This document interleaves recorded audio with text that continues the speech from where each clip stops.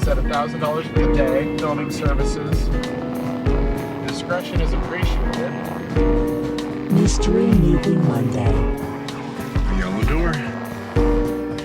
Now, Creep is the kind of movie that 30 minutes in had me questioning why in the hell I even clicked on it in the first place, but by its finale, glad that I had not turned it off.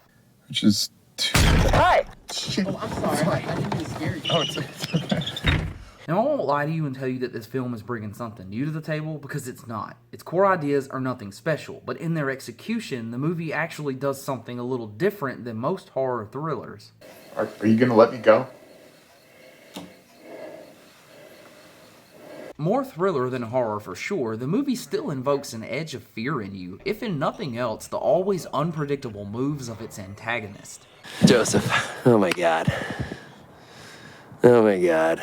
Your basic premise is as follows. A freelance videographer named Aaron answers an ad for a discreet day of shooting. $1,000 cash up in the mountains with a man named Joseph. And when they finally meet at Joseph's vacation home, he reveals his intentions for the shoot. Dying from an inoperable brain tumor, he aims to leave behind for his soon-to-be-born son a video diary of sorts, showing him who his father was, the things he enjoyed doing, with a bit of life advice thrown in along the way. Now, near immediately, things take a turn for the weird when Joseph's first scene of the shoot has him stripping butt naked and hopping into a bathtub to recreate one of his favorite childhood memories with his father. We're gonna go a lot deeper places than this. What he calls a tubby. Welcome to your first tubby. I don't like that word. Let's get those tootsies wet. You ready? Get those tootsies. Oh, tickles, doesn't it?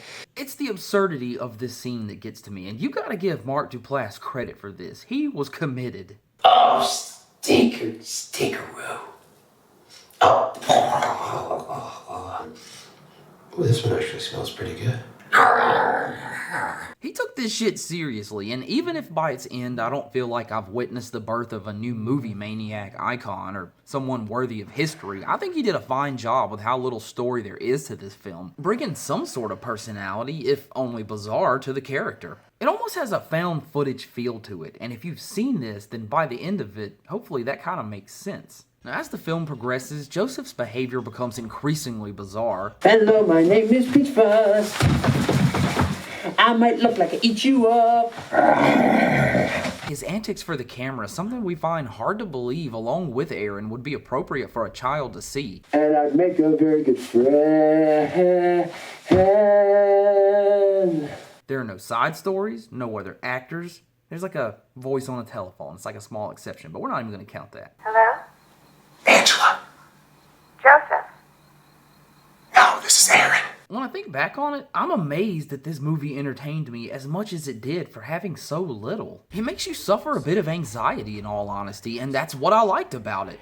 If you haven't seen this film, then definitely check it out on Netflix if you're up for it. Also, if you haven't seen it and don't want me spoiling, and I wouldn't watch any further than this because I just want to talk about the ending for 1 second.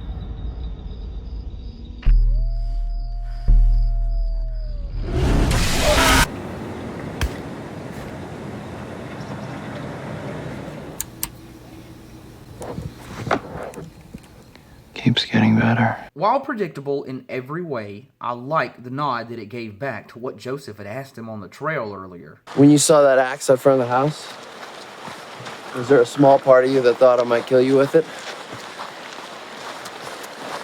Yeah, but I didn't know you. You did? But even more than that, there's self-awareness to it when even Joseph himself asks the question that we were all asking. Why didn't you at least look behind you? I mean, it just seemed dumb that you would just sit there. And when he opens the door and you see the other tapes, I gotta admit, I was hit with a small rush of, oh shit, wow, a little bit of excitement. Kind of sets you up. You want to see a sequel. Sure, it's that last minute reveal of something, but this hand did not feel overplayed and actually piqued my interest. That's a worthy accomplishment. Now, there is a sequel, Creep 2, but I haven't gotten around to watching that one yet. But when I do, if it's good, you'll hear about it.